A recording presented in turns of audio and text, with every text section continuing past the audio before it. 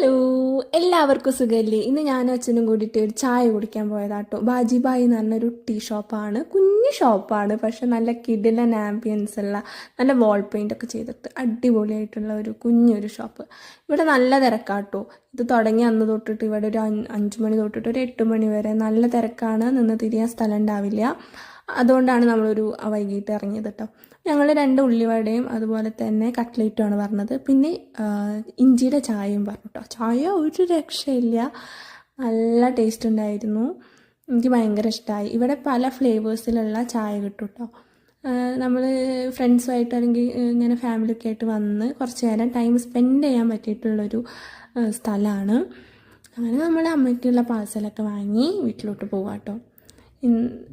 അപ്പോൾ എല്ലാവരും ഇതുപോലെ കുഞ്ഞു കുഞ്ഞു കാര്യങ്ങളിലൊക്കെ സന്തോഷം കണ്ടെത്തുക.